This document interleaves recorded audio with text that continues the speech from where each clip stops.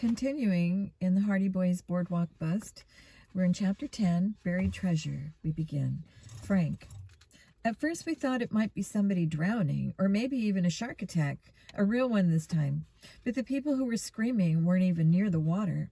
They were in the dry sand, gathered around in a big circle about 5 deep. It took us a while to push our way through, and the noise was deafening. Maybe there was a rock star in there, I thought. Poor guy. It sounded like they were tearing him to pieces. Then we got to the middle of the circle and saw what was really going on.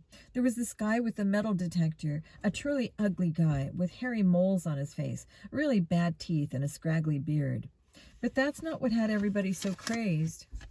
They were screaming about what he was holding up in his hand, a huge diamond ring.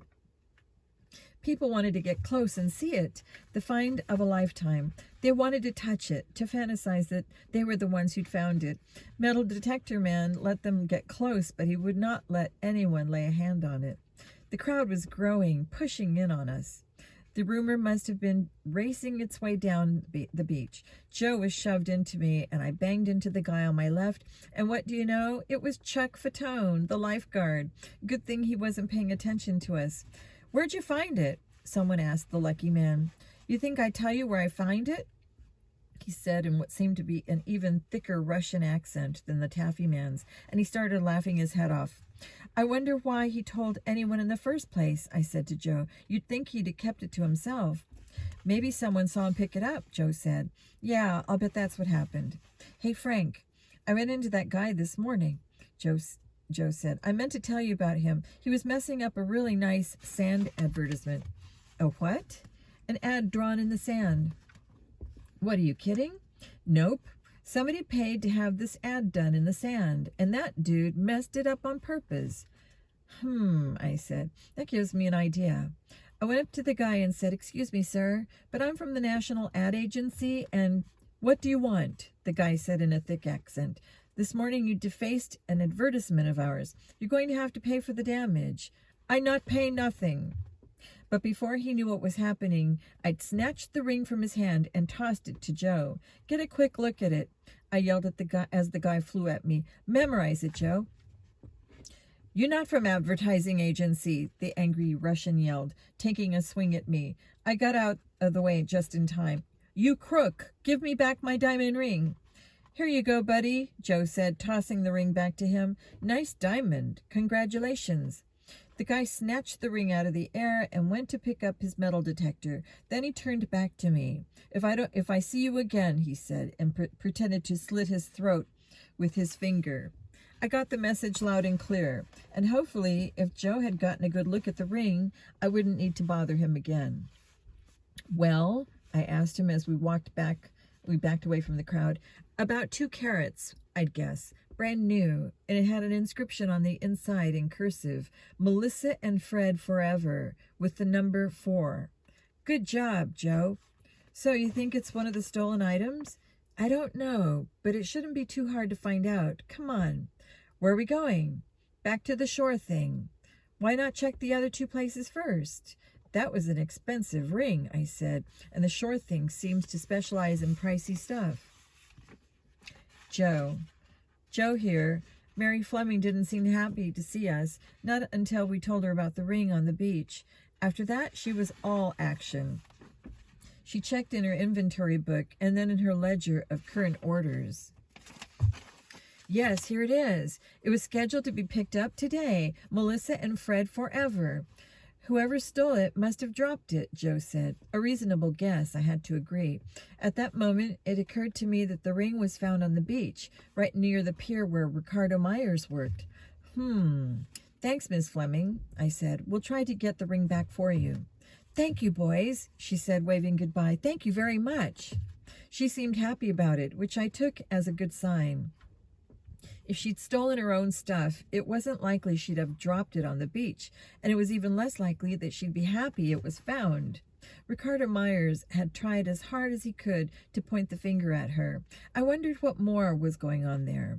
What did he really have against her, and how far had he gone to get even? We went back to the spot on the beach where the crowd had been. There was no sign of our ugly Russian friend with the metal detector. The crowd had broken up, but all along that part of the beach, people were on their knees, screaming and yelling, and digging. Not far from us, a large, dark-haired girl was gouging away with the beach shovel she had just stolen from some poor little kid. "Hey," I called to her, "what's going on?" She looked up at me, her eyes wide and wild. "You'd better start digging," she said. "Digging for what?" She grinned from ear to ear. "So far, they found 3 diamond rings and a silver bracelet in the sand." Chapter 11, Gold Rush. Joe.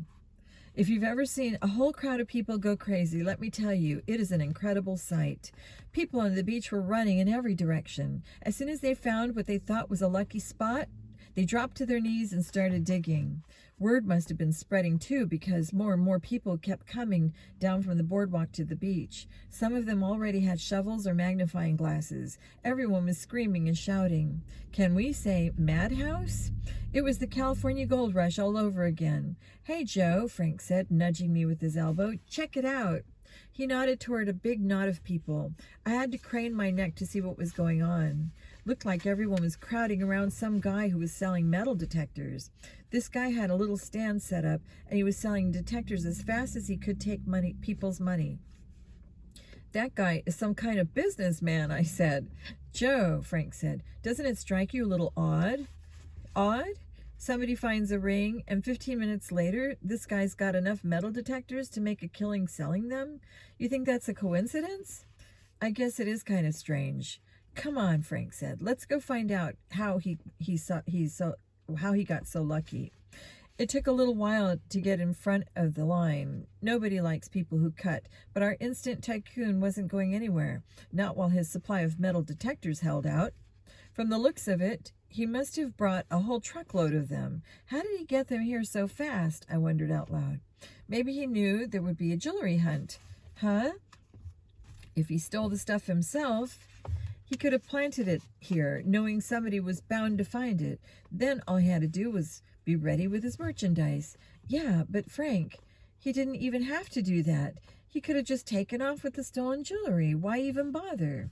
Frank, as usual, was ready with an answer. Because it's hard to find a buyer for stolen jewelry.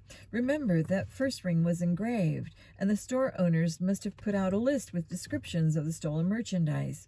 Jewelry is unique. It can be tracked. Even pawn shops would be given the list by the police, and they'd be watching for stolen goods. My reasoning still led me to think it would be easier and more profitable to just steal the jewels and run. We were edging closer, and now we could hear our man shouting at a customer.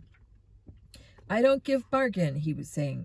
"You want bargain? Go someplace else. Here is one price fits all. You buy or no buy. What I care." Our man had a thick Russian accent, just like the guy who found the first ring. There seemed to be quite a community of Russians here in Ocean Point. The saltwater taffy man, these other two. I wondered if maybe they were all in this together. Frank, it could be the Russian mafia. I felt like I'd stumbled onto the solution. With one stroke of pure genius, I'd cracked the case. Easy there, Joe. Just because 3 people have the same accent, it doesn't make them all criminals. My bubble instantly burst, and I came back down to earth. I guess you're right, but you've got to admit it is a possibility. One of several. We'll add it to our list, okay? "You want buy?" the Russian guy asked us. We'd reached the front of the line. "What we want," I said, "is to know how you knew to show up here in time to cash in on this treasure frenzy." The guy scowled at me. He had a big bushy mustache that drooped down on either side of his mouth, and his gray hair was long and wild. He obviously hadn't combed it in a very long time. "You shut face, okay?" he said to me. "Why, it's your business what I do. Is free country?" "You've got to admit," Frank said, "it is pretty suspicious looking. You're getting here so fast." "What are you, junior police officers?" the man asked, sticking his chin out at Frank, then at me. "I come to this country to make decent living and be free, not to live in police state, okay? Now get lost. In this country, I have right to sell what I want." "Nobody's arguing with that, sir," Frank said, trying to calm the guy down. "Is free enterprise." "Yes, sure. What's your name, sir?" "None of your business." No, of course not. I just wanted to call you by your name, that's all. My name's Frank Hardy, and this is my brother Joe. The guy made a face, but decided to back down a little. Vladimir Krupkin, he said, and gave us a little nod. Now get lost, okay? I'm busy now. You want to talk? Come back later. Just one question, Vladimir, Frank asked. Frank said, and then we'll leave you alone, okay? Vladimir looked at the crowd behind us. Make quick, he said. You were right about us, Frank admitted. We are kind of junior police officers, and the thing is, we know that some of the jewelry people are finding was stolen from local jewelry stores. Vladimir crossed his arms on his chest. Really? He didn't look one bit surprised. So you think I steal jewelry, then bury in sand, then come here to sell metal detectors? Then he let out a laugh so loud you could hear it in Atlantic City. You think Vladimir is such a stupid? Why, I steal jewelry and then throw away. It's crazy, huh? He had a point. It didn't make any sense. But then, nothing about this case was making much sense yet. We could hear him laughing as we climbed the stairs to the boardwalk.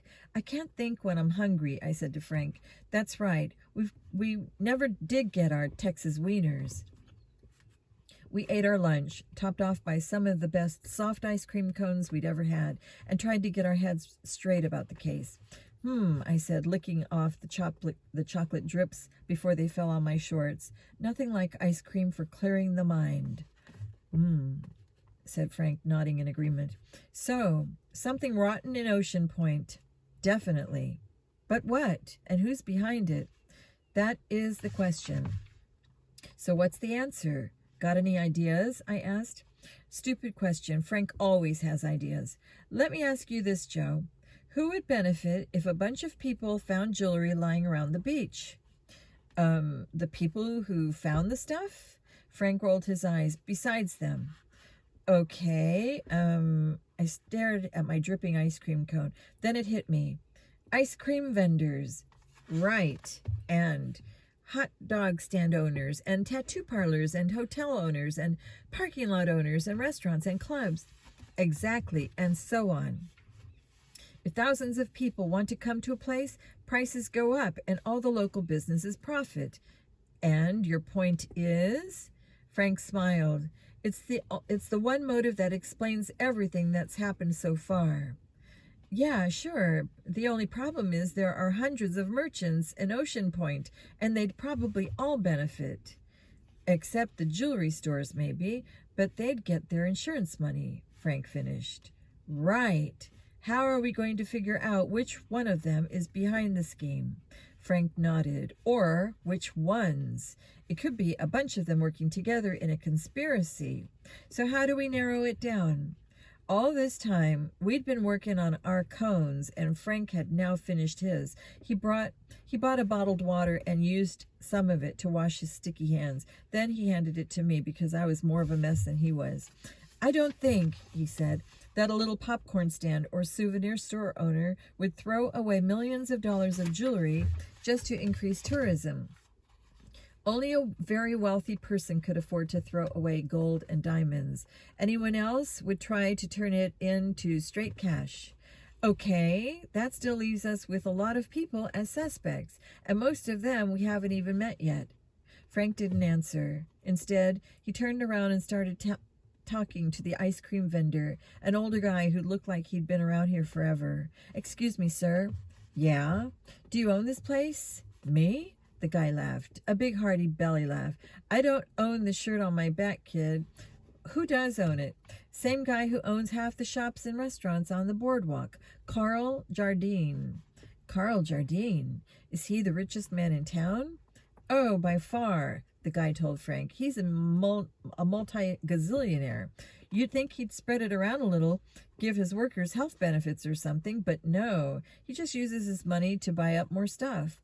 The guy was on a roll. Frank just let him go on, nodding once in a while to show he understood and sympathized. It's amazing how good a listener makes people open up to you and talk their heads off. You think he works hard like everybody else? No way, the man said, his voice starting to get a little loud. No, he spends all his time on the beach building sandcastles and stuff. Frank chuckled. You think I'm kidding, the man added. That's him right down there. You don't believe me? Go see for yourself. Chapter 12. The Richest Man in Ocean Point. Frank. We walked over to the railing near the beach and scanned the area, expecting to see a man building a sandcastle. What we saw was the Taj Mahal. I kid you not. This sculpture was so big that the man building it looked like a midget next to it. He could barely reach the top of the Taj's tower to finish it off. In fact, he was standing on a big cooler to do it. We thanked the ice cream man for this time and headed over to meet the richest man in town. The closer we got to it, the more incredible Jardin's sand sculpture was. The thing was the size of a small house, but it was the details that were really amazing. I'd seen pictures of the Taj Mahal, a tomb built by the emperor for his lady love. A lot of people say it's the most beautiful building ever built. Jardin had done it proud, down to the lakes and gardens that surround the building. The lakes even had water in them. He must have lined them with something so the water wouldn't drain out. Fascinating. I wondered about the mind of this man. It was obviously brilliant and talented, but it was also the mind of a criminal? Mr. Jardine, I said. Yes? I'm Frank Hardy, and this is my brother Joe. We're Junior Chamber of Commerce members in our hometown, Bayport, and we're doing a piece for the September edition of our high school paper. Oh, you want to interview me, huh? He said, squinting up at us. He had to be 70 years old, but Carl Jardine was still in good shape. He wore a beach hat, bathing suit, and flip-flops, and his skin was tanned and leathery. This guy had spent a lot of time in the sun, but he had a pretty good build for an older guy. All right, why not, he said. That's pretty good. Tracking me down on the beach like this? I like initiative. Key to success. He kept working as he spoke. I don't know what he thought he was doing. His Taj Mahal looked pretty perfect as it was. This is incredible, Joe said, meaning the sculpture. Did it all myself, Jardine said. I do everything myself. Only way to get something done right. I understand you're the richest man in Ocean Point, I said, trying to steer the conversation around to our case. I wouldn't know about that. I don't go counting other people's money. You don't need to count if you're throwing it away or burying it in the sand, Joe muttered the last part under his breath, but it wasn't quite enough for my taste. But if Jardine had heard him, he didn't let on. I've done pretty well, though. Got quite a few businesses going, but they mostly run themselves at this point. I collect the checks and put them in the bank. I'm 72 years old. I've got more important things to do than work in an office. He scraped a bit of extra sand off of the Taj Mahal's walls. How did you get started in business? I asked him. My first venture was a little saltwater taffy store on the Boardwalk, he said. I've still got that place. Rented it out to a Russian fella. He fell silent and started inspecting his work for any stray grains of sand. So, you were saying? I prompted him. Well, saltwater taffy was big in those days. We didn't have fast food places on our boardwalk back then, or ice cream shops. I was one of the first attractions. I had a couple dozen taffy places all up and down the shore. Now I've got lots of other businesses as well. Would you say you have any enemies in town? I asked. Enemies? Well, I guess you don't buy up half a town without running into some opposition. To win those kinds of battles, you have to be strong. He laughed. Put that in your article. Tell them I'm retired now, doing what I love. I've done over 50 of the world's great buildings in sand, and I've got lots more to do before I sleep. And tell your readers I'm a man at peace with myself. I wish everyone the best, and I just want to be left alone. I could appreciate that, but we had a job to do. There was no way we could leave him alone, not when he fit our suspect profile better than anyone else we'd come across. We'd gotten as far as we could with the teen reporter jive. It was time to level. I'll be honest with you, sir, I said. We're actually looking into the jewelry store robberies that happened here recently. You're not really interviewing me for an article? He seemed disappointed. Not for our school paper, no, I admitted. You see, sir, we figure that whoever's been scattering the stolen jewelry on the beach for people to find, they must not have much need for the cash that jewelry could bring. Ah, he said, someone like me, eh? I'm afraid so. You think I robbed those stores and buried thousands of dollars in jewelry to create a tourist boom, out of which people like me would make millions, is that right? More or less, I said. Let me tell you something, young fellows, he said, stopping work for the first time since we'd arrived. I understand your theory. I can see that you're giving it some thought, but you've got the wrong culprit. I have so much money that I have no need to make more. I already have more than I could spend in a lifetime. I'm a happy man. So if you'll please leave me alone, I'd like to get back to work. Oh, well. At least he thought it was a good theory. Sir, one more thing, I said. You've been around here a long time, and you know a lot of people. Who do you think is behind it? Jardine knitted his bushy eyebrows. I think, he said, that your theory is fundamentally sound, but you need to adjust your sights lower, to the level of wealth lower than my own, but not at the bottom of the ladder, if you know what I mean. Go find a list of the members of the Chamber of Commerce or something. That ought to get you started. How many people do you think are in on the list? Joe asked. Dozens, I should imagine. Frank, how are we ever going to interview them all? We've only got a few days to figure this out before we have to go home. You might as well forget it then, Jardine said, turning back to his work. You'll never find the ones behind it. To catch them, you'd have to monitor this beach day and night. I pulled Frank aside for a moment. We could do that, right? I said. It would save us our hotel bill if we camped out right here on the beach. Forget it, Jardine said. He must have overheard me. There's no camping allowed in Ocean Point. The boardwalk lights go off at 3 a.m. And it's dark as pitch out here after that, especially when there's a new moon, like tonight. How would you even see anyone in the dark? He turned back to his Taj Mahal, and Joe and I looked at one another excitedly. Carl Jardine was right. It would be dark as pitch. But what he didn't know was that, courtesy of ATAC, we had our night vision scope. The richest man in Ocean Point had given us our next big plan of action, an all-night stakeout on the beach. Chapter 13, Stakeout, Joe. We went back to our hotel and tried to get a couple of hours of sleep before dinner. We were going to be up all night, after all, and we didn't want to fall asleep on the job. When we woke up, it was around 6 p.m., and we were both hungry. We got dressed, packed all our overnight essentials in a backpack, and headed downstairs to get some dinner. We were waiting for our food to come and going over the case when I spotted the two blondes from the beach. They were in jeans and tank tops now, but they were still unmistakable. I just hoped they didn't see us. I'd left my shades in the room, figuring I wouldn't need them overnight on the beach. But I hadn't figured on this. The last thing I wanted was them to seeing me with two black eyes. Yoo-hoo, Frank! Ugh, too late. They came right over to our table and sat down with us. The girl next to Frank nudged up really close to him, so close that he moved in toward the wall of the booth a little, edging away from her out of sheer embarrassment. The girl on my side of the table didn't move in on me at all. Instead, she leaned over the table toward Frank. The one across the table gave me a look. Ew, she squealed. Look at your eyes. Her friend next to me took a close look. Oh my gosh, you look like a raccoon, I said. Right. That lifeguard socked you pretty good, the girl across the table said. Hey, I didn't know it was coming, I said, defending myself. It would have been nice of Frank to say something right about then, but he was so shy in the presence of these two girls that he never opened his mouth. You should have decked him, the girl next to me said. Yeah, the other one agreed. You really wimped out. I was about to argue with her, but then our food arrived. So, Frank, what are you doing tonight? The girl next to him asked. Joe? Frank looked at me pleadingly. Obviously, he didn't know what to say. We're spending the evening with our parents, I said. Talk about wimping out, but it worked. Your parents? Ick. Sounds totally boring. We're going clubbing. Really? I said.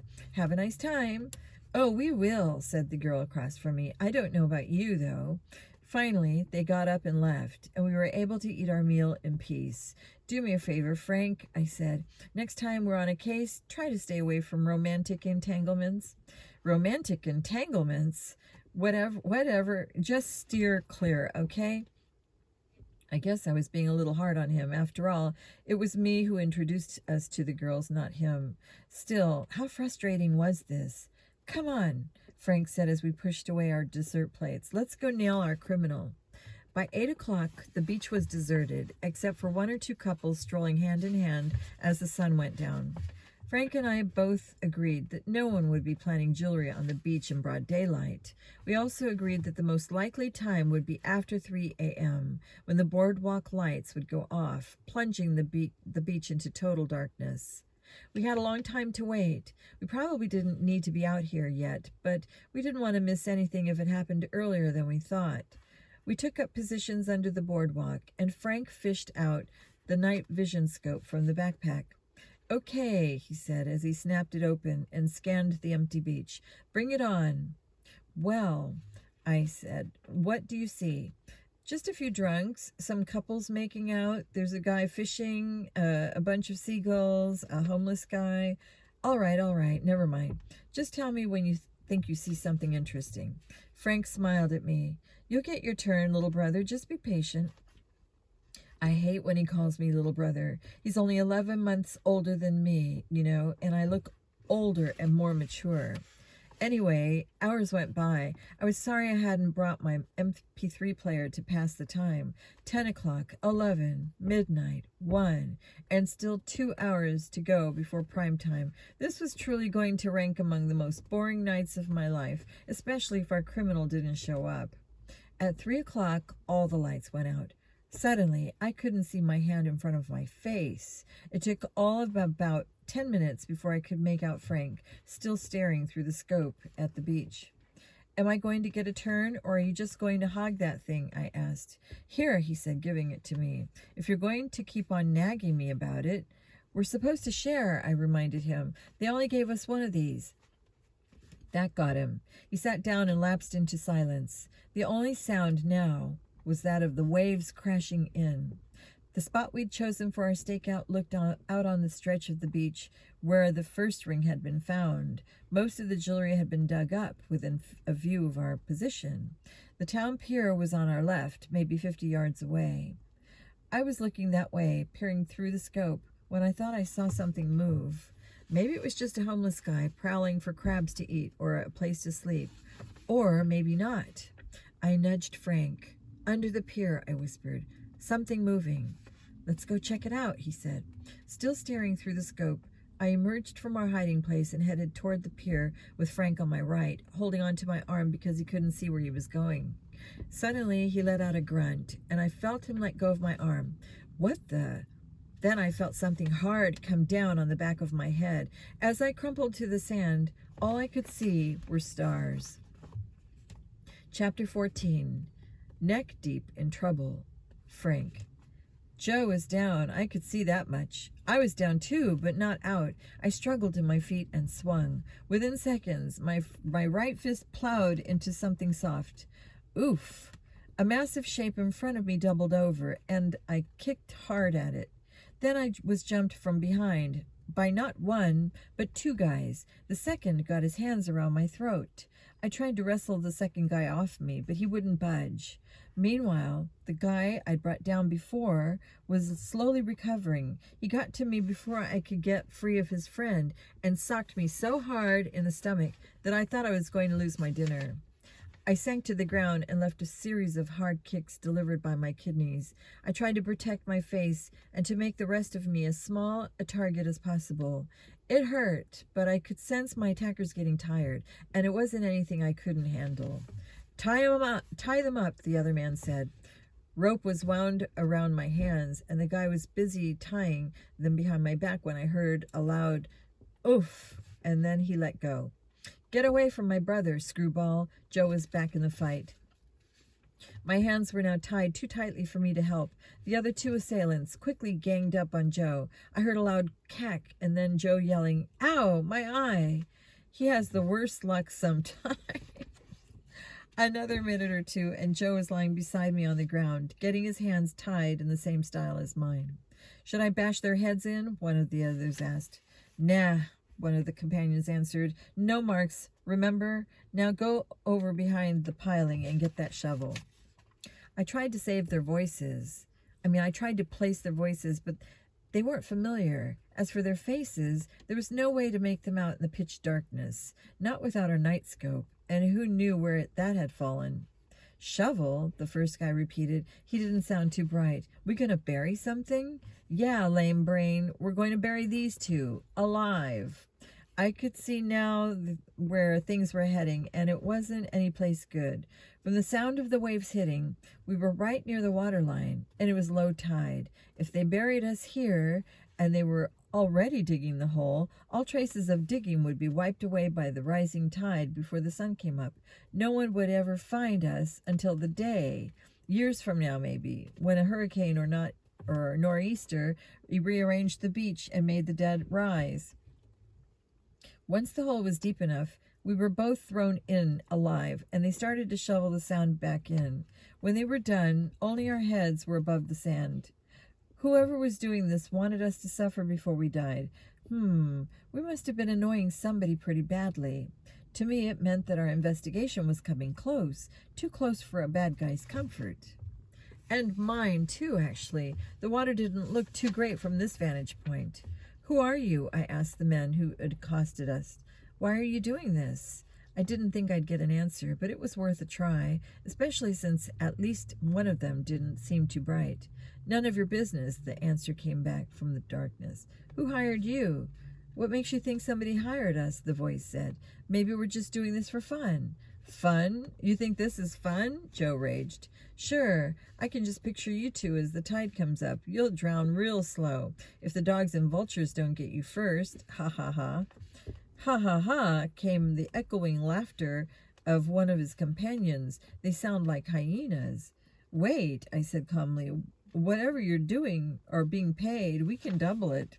Oh, I doubt it. I doubt it very much. We're going to make a killing on this one. Ha ha ha. Come on, guys, let's leave these two alone. They've got a lot of thinking to do about how curiosity killed the cat. Ha ha ha. The laughter was driving me nuts. Within seconds they were gone, taking their shovel. Only our hope of escape with them. Our only hope of escape with them. For a few moments there was a dead silence. Then Joe spoke up. My nose itches. There was no sense in telling him to scratch it.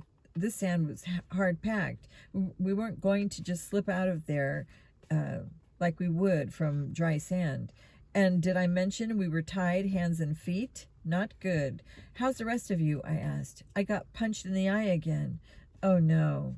Same one the cow kicked. Ouch. Oh well, at least now it won't have to worry about how it looks. There was another long silence. Then, does this remind you of anything? Joe asked. Yeah, Farmer Pressman's grain bin. Ding, ding, ding. Yes, that's right. For $100. Only now we're buried much deeper, I added helpfully, and we have no gizmos to help us, and our hands aren't free, let alone our legs. So, we're history, right? Wrong, I said. Don't give up, Joe. I'll think of something. I think he believed me. Joe has a lot of faith in my mental powers, but right at that moment, I myself didn't have much faith in them. In fact, I didn't have a clue. Chapter 15, Miracles from on High. Joe. We were buried up to our necks, about 6 feet from the waterline, and the waves kept breaking closer and closer to our heads. I was having flashbacks to our grain bin rendezvous. I hadn't really wanted a repeat performance so soon. I just want to say, Frank, that it's been awesome having you for a brother. I don't know what made me say that. Of course, we were going to get out of this. Frank was going to think of something at the last minute, and it would all be okay. But Frank didn't look too happy. He was busy spitting out the salt water he'd just swallowed. High tide was fast approaching, and so was something else. Frank, look! The way we were buried, I could see the light easier than Frank could, but we could both hear the sound of an engine. It was coming straight for us. What is it? I asked. He squinted his eyes to protect them from the glare of the light. Can't see what kind of vehicle it is, but it must be one of those machines that rake up the garbage at night. Frank and I both screamed as loudly as we could, hoping to get the attention of the driver. The light seemed to turn our way and get brighter. The machine kept coming, and the engine was now drowning out both the surf and our screams. "We're saved!" Frank kept shouting like an idiot. "We're saved!" I wasn't so sure. It was pitch dark out here, and in spite of the headlights, the driver might not see our heads poking out of the sand. He might just mistake our heads for plastic garbage bags or something, and rake them up into the jaws of his machine. Our cries for help became screams of terror as the Grim Reaper descended on us. There was no way the driver could possibly hear us over the roar of the vehicle's engine. Then, at the last second, there was a shriek of brakes. The metal monster came to a stop about 3 feet from our heads. As if that weren't enough, a big wave chose that very moment to crash over us.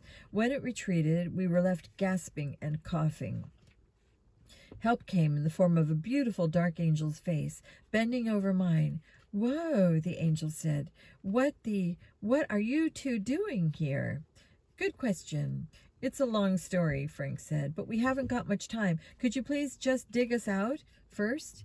Yeah, sure," the angel said. "You're lucky I've got a shovel in there." She went over to her tractor and came back with one. She started digging Frank out while I had to chill, holding my breath whenever the waves came crashing over me. Pretty soon, Frank was able to use his arms to haul himself out. Then the two of them came over to dig me up. Her name was Naomi. She told us, Naomi Thompson. She was wearing sweats and her hair was not done in cornrows. She was the one who embossed the advertisements in the sand using her tractor and its nifty rear attachment to make those amazing drawings. "You're lucky I spotted you," she said. "I just happened to be circling back around, or I wouldn't have had my lights pointed so close to the water." "Well, thanks for saving us," Frank said. "No problem. Are you going to tell me how you wound up like that?" "Sure," I said. "How about we tell you all about it over lunch tomorrow?" She gave me a look. I've heard that line before. "How about you tell me first, and then we decide about lunch?" So we told her everything we knew. She'd been out on the beach every night. If anybody's been out there scattering jewelry in the sand for tourists to find, Naomi might have seen him or her. But no, apparently it had been pretty quiet.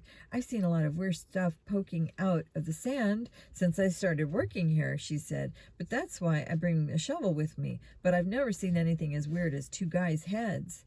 We borrowed her shovel and filled the 2 holes back up. That way, in case anybody came by the next day to check on us, they wouldn't know we'd escaped. "Well now," I said to Naomi when we were done, "what about our lunch date?" Joe," Frank said quickly, "let me remind you something." "Huh? Whoever tried to kill us at this point, they think we're dead." "Yeah, so? If we want them to keep thinking that, we can't go around in broad daylight taking girls out to lunch in restaurants." "Sorry, Naomi," I said, realizing he was right. "That's okay. Maybe after your eyes heal up." Ouch. Forgot about those. She got back into the driver's seat. "Got to get back to work. Where can I find you?" I asked. "Me? I'm out here every night from 3 a.m. to 5 a.m. Princess of Darkness, that's me." She revved up the engine and put the tractor in gear. Soon she was just a spot of light retreating up the beach. "So," I said, "we're ghosts, huh? Cool."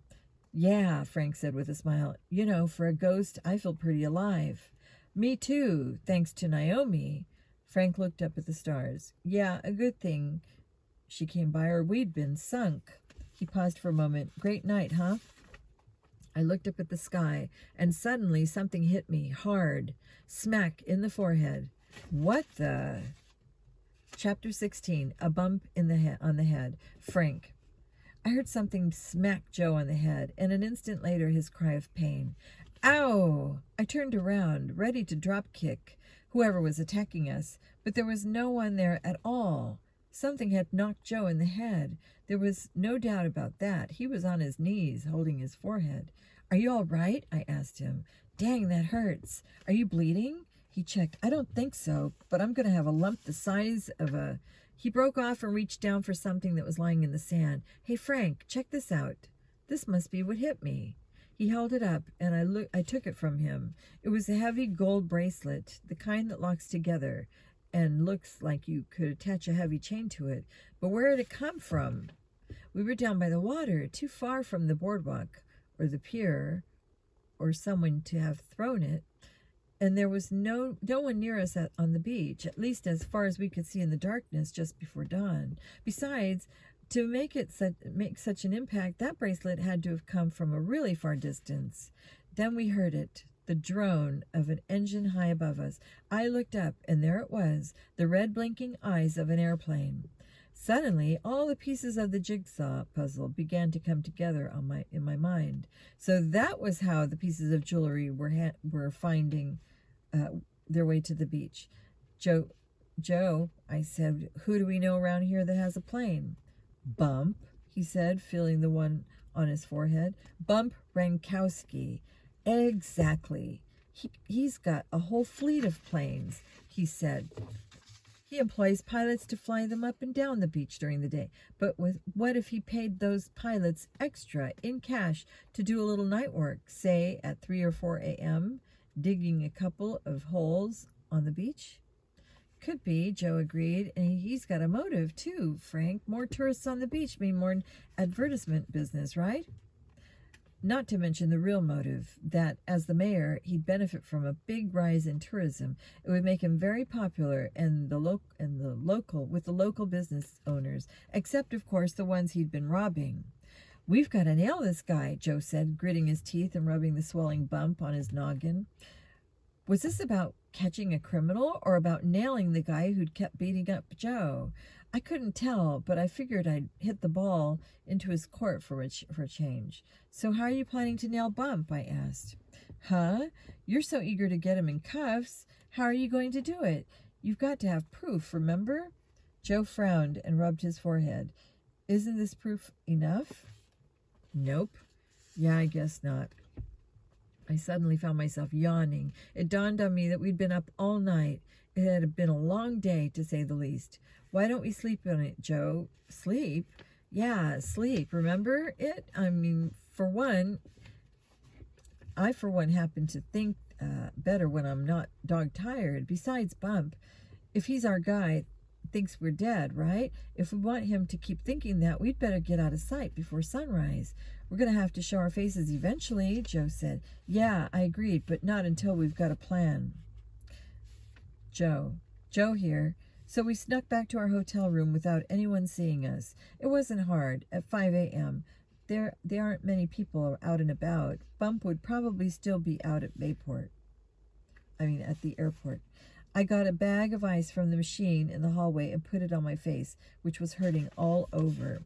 Frank was cold and snoring, but I was so tired that I managed to fall asleep anyway. He had set the alarm for 10 a.m. 5 hours isn't much, but I felt a whole lot better when I woke up. I can tell you that. Frank went down the hall and got us some breakfast from the vending machines. Donuts and tarts. Now that's my kind of breakfast. We sat out on beds, eating and trying to catch up, to come up with a great plan of action. We've got to be sure it's him first, Frank said, munching on a frosted donut. You're not sure? I'm sure. Well, I'm pretty sure, but I don't want us to take down somebody and then find out that they're innocent. That would compromise ATAC. All right, so what should we do next? I asked. Well, I think we should do an internet search, see if it tells us anything. Okay, only we didn't bring a laptop. What do you want to do? Go to Bump's office and ask him if we could borrow his computer? I was being sarcastic, obviously, but Frank gets obvious mess sometimes, especially when he's hatching a plan. I was thinking more of the local library, he said. What if somebody spots us there? We'll have to take that chance. Let's say it's him, Frank. Then what? Frank massaged his eyes with his palms for a minute, then came up with an idea. He goes up in his plane at night, right? Well, we stow away and go with him. A big smile spread over my face at the thought. Beautiful. We catch him in the act. A couple of ghosts come back to life. Okay then, Frank said, obviously noting my approval. Compromise. We'll do both. Internet search and stowaway. Deal. We finished eating and headed out over to the library. It was just across the street from City Hall, so we had to be careful. There was no sign of Bump Rankowski, thank goodness, but those two guys who jumped us on the beach might have been around somewhere. We didn't know what they looked like, but they might know our faces. Of course, they wouldn't be looking for us because they thought we were dead. First time death was in our favor. Inside, we went right over to a bank of computers, well hidden from general view behind a row of bookshelves. Frank sat down and did a search for Bump Rankowski. A bunch of stuff came up about his businesses, his first mayoral campaign, his winning a flying contest. He's running for re-election in the fall, Frank pointed out. So if he wants to get reelected, and he sure seems to like the job, he might be tempted to start a tourist gold rush, right? Totally. I'm convinced, Frank. It's him. Let's get out of here and take care of business. Wait a second. Cool your jets, Joe. There's no proof in here. Not enough to go on. But Frank, we've got to have more than this, he insisted. Then it hit me. Hey, remember he said Bump wasn't always his name? Right. Now, what was it? Adam? Something with an A. I suddenly remembered. Arnold. That's it. Frank keyed in Arnold Rankowski, and a moment later we hit the jackpot. There was an article from the Sea-Bright Gazette dated 1984 all about the arrest of one Arnold Rankowski on charges of petty thievery from a jewelry store. Pay dirt, Frank said, and printed out the article. There was more, too. Our boy Arnold had 3 more minor offenses in his name. No wonder he'd changed it. So here's our case, Frank said, gathering all the printouts together. 3 felony arrests, along with 2 misdemeanors, suspended sentence for the first felony, community service for the second, 3 months in Rahway State Prison for the third, nothing since 1985. How did he ever become mayor? I said. Wouldn't somebody have dragged out his past during the campaign and use it against him? Frank did some more searching. Hang on, he finally said. November 7th, 1992. Front page of the Ocean Point Gazette. Rankowski wins in squeaker. He scrolled down and continued reading. Arnold Bump Rankowski was elected mayor yesterday with 52% of the votes counted. Steve Lyons conceded defeat at 10 p.m. Most observers agreed that Rankowski's heroic efforts last week in spotting and putting out a potentially devastating fire at the amusement pier helped erase the negative effects of his somewhat shady past. I'll bet he set that fire himself, I said. I wouldn't put it past him, Frank agreed. Bump seems to have a way of manipulating events to suit himself. I'll bet he robbed those 3 jewelry stores, Frank, I said. He'd figured he'd drop the loot on the beach, create a gold rush, and get reelected by a landslide. And Joe, think about this. As mayor, he could have waltzed into police headquarters at any time and pulled the codes for the jewelry store's alarm systems off the police computer. Huh? Stores with alarm systems hooked into police and fire headquarters have to provide them with the codes to disable the system. I get it, I said. I think we're getting a pretty clear picture of Bump Rankowski, Frank said as he got up. That slime ball. Let's not forget, he tried to have us killed when he realized we were close to cracking the case. We had our man all right. All we had to do now was catch him red-handed. Tonight was the night, and I could hardly wait. Chapter 17, Up in the Air. Frank. We called a cab to come get us at our hotel and bring us to Ocean Point Airport. I took the precaution of calling one from Atlantic City. Sure, it was expensive, but there was no way we could be sure the local cab owners weren't FOB, Friends of Bump. The airport closed at 11 p.m. I was fairly sure Bump wouldn't be doing his treasure dumping before then. Trudging through the terminal building with a big sack of jewelry would be pretty hard for anyone to miss. Besides, it had been nearly 4 a.m. when Joe got smacked on the head by that bracelet. My bet was that Bump didn't show up till well after 2 a.m. Joe and I waited in the darkness across the road from the terminal until everyone had left for the night and most of the lights had been turned off. Then we ran across the road and hopped from the chain-link fence that separated the terminal from the runway. It was easy to find Bump's plane. Those shark teeth and eyes stood out even in the semi-darkness. You could even make out that the plane was bright red. It almost glowed in the moonlight. We had to do all this in a hurry. At any moment, a car passing by on the road might shine its headlights right on us, Or an airport employee we hadn't accounted for might decide to check the planes out. Anything could happen. So we jogged over to Bump's pride and joy. The canopy was locked. No problem, though. I fished out my pocket knife and jimmied it. Sure, the destroyed lock might make Bump suspicious when he saw it, but if our plan worked, he'd be behind bars before he had a chance to notice. We quietly raised the canopy and climbed inside. Only after we'd shut it behind us did we feel we could relax, at least for now.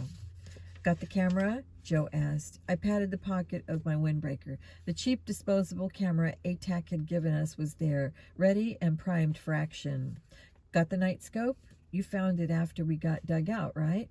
I took it out and gave it to Joe. He started scanning the airport on the other side of the clear plastic canopy. What's the use of doing that? I asked him. We'll see the headlights when Bump parks his car. And what if someone drops him off down the road and he walks the rest of the way and ends up taking us by surprise? I didn't think it was too likely, but I agreed that Joe had a point. Still, as the hours wore on and there was no sign of Bump Rankowski, it started to get boring and tiring. We were still sleep deprived, and we had to keep nudging one another to stay awake, especially once it got past 2 a.m. When 4 a.m. came and went, Joe began to get really antsy. He's not coming. It's not him. We've got this all wrong, Frank. What? It's somebody else. One of our other suspects, that lifeguard, Chucky, what's his name? Or the tattoo guy, Ricardo, or one of the Russian guys. Joe, I don't want to waste our time waiting for a guy who's not coming. Okay, wait a minute, I said. First, I'll remind you that you're the one who was so convinced it was Bump from the minute you got hit with that bracelet. Second, someone's dropping jewelry out of a plane. Bump has a plane. In fact, he owns a fleet of them. He's got motive, opportunity, and means. All right, but now I think I was wrong. He's still not right here. He's still not here, right? What time is it? 5 minutes later, then the last time you asked. Come on, wise guy, what time? 4:10. And still no Bump. I rest my case. Wouldn't you know it? Just then, a pair of headlights came into view down the road, swinging right toward the airport. When the car pulled into the lot and stopped, it was time to bunker down and get ready. We settled ourselves behind the rear seats of the plane, completely hidden from view. The canopy opened, and Bump's sizable figure appeared in silhouette. I could hear him breathing hard as he settled himself into the pilot's seat and closed the canopy over his head. That's funny, he mumbled. Could have swore I locked it. Oh, well. Joe and I looked at each other. We were trying hard not to make a sound. We couldn't see Bump, but we could hear him going through his checklist, humming a happy little tune as he went. That scum, I thought. He thinks he's killed a couple of kids, and that makes him want to burst into song?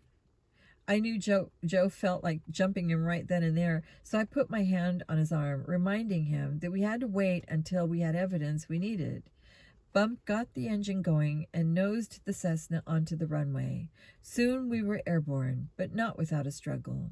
With me and Joe on board, the plane was about 300 pounds heavier than Bump realized, and he had to give it a bit more lift than he thought.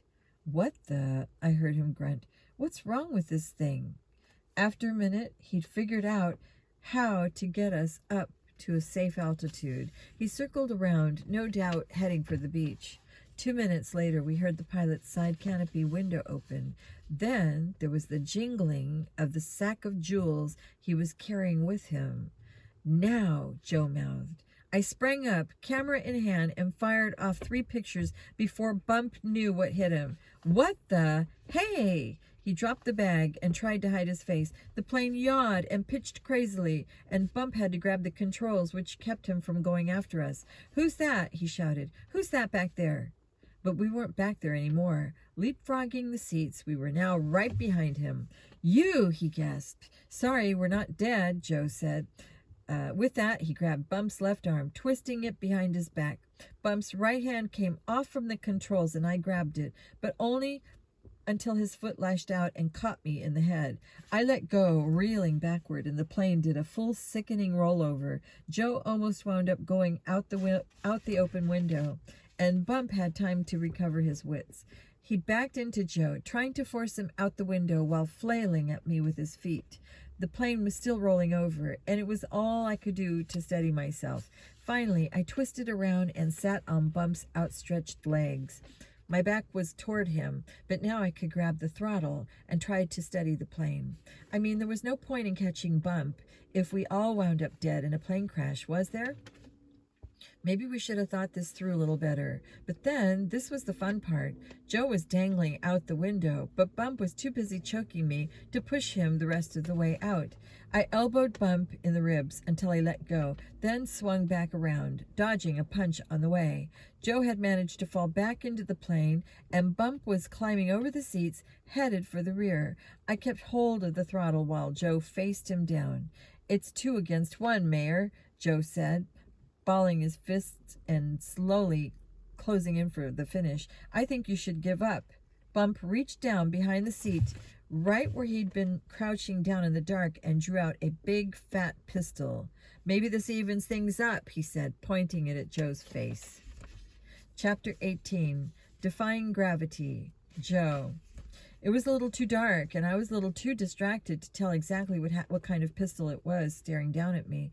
Believe me when I tell you, though, it was pretty big enough to blow my head off, especially from 3 feet away, which is where Bump was standing. Frank was busy with the controls, but if he didn't do something fast, it wouldn't matter if we crashed or not. But what was he supposed to do? If he made a move, it was the big bang and goodbye Joe Hardy. So Frank said to Bump, "You're going to shoot us?" "Only if I have to," Bump answered, wiping the blood off his mouth. "I'd rather not mess up my plane. I'd much rather if you boys would jump. You know, I thought you two had washed away with the tide." "We got lucky," I said. Bump laughed. "Right. Well, I guess your luck has just run out." He cocked the gun. "Now you're gonna make me shoot you. Or are you going to cooperate?" We didn't answer. I was pinned down and couldn't risk moving, and Frank was steering the plane. "Out that window will do," Bump said, pointing to it with one hand while the other held the gun right at me. "You first," he said to Frank. I saw Frank's eyes shift, and I knew what he was thinking. A quick jerk on the throttle, and maybe it would throw Bump off balance enough for us to overpower him. But there was no guarantee of success, and if he messed up, I was dead. "And no funny business," Bump said quickly, "or your brother gets a big fat bullet in the head." Obviously, he'd read Frank's mind, same as I had. "Slowly now," Bump told him. "Not one false move. Hands off the controls." Frank did as he was told. He gave me a long look, then climbed out the window, head first. "Nice acting, bro. Nice." I could see him clinging to the wing. The plane, dragged by his weight, started to bank to the left. "Now you," Bump said to me, "turn around and start moving." I followed Frank out the window, and I didn't try jumping Bump. I didn't know how we were going to get out of this alive. All I knew was I trusted my brother and his convoluted brain. I had faith that Frank, as always, had a plan. "So long, boys," Bump yelled before closing the window behind us. He grabbed the controls. Now he was still fighting our weight, which was now dragging the plane to one side. "Quick," Frank yelled to me. "We've got to get to the center. Climb on top of the fuselage." I followed his instructions. It was hard to hold on. The plane had to be going 80 miles an hour, and we were at least 1,000 feet up. The wind was so powerful it pushed me back along the top of the plane. I slid until I hit the tail, which was right between my legs. Ow! I winced in pain. Could it be worse? At least I wasn't going to fall off this position, I guess. Now I saw Frank sliding back toward me. His right foot hit me square in the head, right into my black eyes. Ow! Yeah, it could be worse. At least now we were both firmly attached to the plane with good footholds and handholds. Just in time, too, because Bump had realized we were there and was trying his best to shake us off. He was doing rollovers.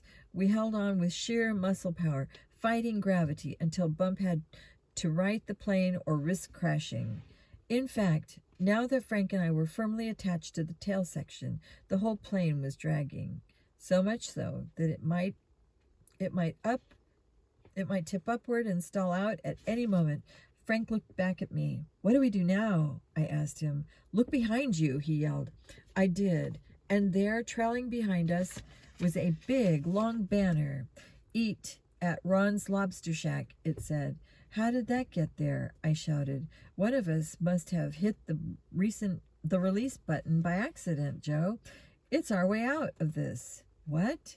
Climb out on the banner? Are you crazy? We'll make it into a parachute." "A parachute?" "Aunt Trudy, Joel, remember? Bottom left corner, top right corner." Now I saw what he was getting at. It was a long shot, all right, but it just might work. I waited for a moment when Bump wasn't trying to shake us off. Then I eased myself around the tail, grabbed onto the banner, and swung myself off the plane. Gradually, little by little, hand over hand, I let myself out toward the far end, while Frank followed behind me. I watched as he took out his pocket knife and flipped it open. "Ready?" he called to me. I nodded. "Grab your 2 corners," he shouted, "and hold on." He cut the cord, holding the banner to the plane, and with a sudden snap, we were floating free. Plummeting free is more like it, really. I spread my hands wide, trying to keep the banner as open as possible. The tug on my arms was tremendous. Good thing I'd worked out before we left. Across from me, Frank was grimacing as he held the corners. The veins in his neck looked like they were going to pop out. The ocean was getting closer by the second. I could see it was the dawn's early light. We were right over the shore and drifting toward the beach. If we hit the sand at this speed, we were goners. I looked up for a second, and I saw Bump's plane spinning downward out of control. The shock when we'd cut our weight loose must have made him stall out. As we got closer to a deadly crash landing, I stared at the beach below us. I was more terrified than I'd ever been in my life. Was this it? Were we really going to die like this? My whole life flashed before my eyes in a second. Dad, Mom, Aunt Trudy, all my friends, and most of all Frank, who was going through the same thing, I'm sure. Boom! I heard the explosion. Bump and his plane hitting the water at 100 miles an hour. Well, he got what he deserved, I thought. Small satisfaction, though. It was about 5 seconds. In about 5 seconds, we'd be dead as he was. I closed my eyes and braced for impact. Ka-thunk! Am I dead? My mouth was full of sand. So were my eyes. They stung. I hurt all over. But if everything hurt, I couldn't be dead, right? "Joe, are you okay?" was Frank's voice. He was alive, too. I spat a wad of sand out of my mouth. I still seemed to have all my teeth. That was good. I tried to open my eyes.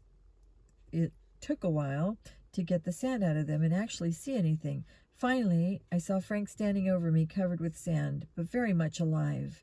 I stood up slowly, carefully, and stared at the soft mound of soft sand that had both saved me and Frank from certain death. It was the Taj Mahal, Carl Jardin's amazing sand sculpture. Funny, perfect. His masterpiece was totaled, all right, but we were still whole, which proves one thing. It's lucky to be smart, but it's even smarter to be lucky. Chapter 19. There's no place like home. Frank. We paid a big chunk of money to get driven back to Bayport by limo. Both Joe and I were way too sore to drive, and neither of us wanted to hop in a plane again anytime soon. We'd spent the whole day being checked over at the Ocean Point Community Hospital. Lots of bruises, but amazingly no broken bones, thanks to Aunt Trudy and her code of perfect sheet folding. The police didn't believe our story at first, but when they found some of the stolen loot in the desk drawer of Bump's office at City Hall, they decided to let us go. We could have hung around for a real vacation, but Ocean Point was the last place we wanted to be right then. Both of us felt like Dorothy at the end of The Wizard of Oz. There's no place like home. We rolled up in front of our house and slowly, painfully got out of the limo. Mom and Aunt Trudy were out front weeding the flower garden. Playback was perched on Trudy's shoulder, as usual. "What the?" Mom gasped when she caught sight of us. I knew we were in for it. What have you boys been up to this time? Aunt Trudy asked. Look at them, Laura. They're black and blue all over. You boys have been getting into fights again, haven't you? Don't deny it. Now, Trudy, said good old Mom, I'm sure if the boys were fighting, it's only because they were provoked. Oh, right, said Trudy. They're good boys, Your Honor. Now, Trudy, Mom said, let's not jump to conclusions. I'm sure Frank and Joe can explain everything. Let's go inside and have some lemonade, and they can tell us all about their adventures on the shore. Lemonade? Yes, please. Between the driveway and the kitchen, I was sure I could come up with something to tell them. Something that wasn't the truth, but that would sound enough like it was to satisfy them. Liar, liar, pants on fire, playback squawked, staring right at me. I put a hand on Joe's arm before we could go for the parrot. By the way, Aunt Trudy said as we crossed the living room, those sheets you folded last Saturday, all wrong. I had to do them over again. Corners weren't lined up at all. When are you boys ever going to learn? Now, Trudy, Mom said, the boys are all bruised and banged up. Let's not pester them about the sheets. After all, perfectly folded sheets aren't a matter of life and death. Oh, but how wrong she was. And that is the end of Boardwalk Bust. And I hope you enjoyed that. Good night.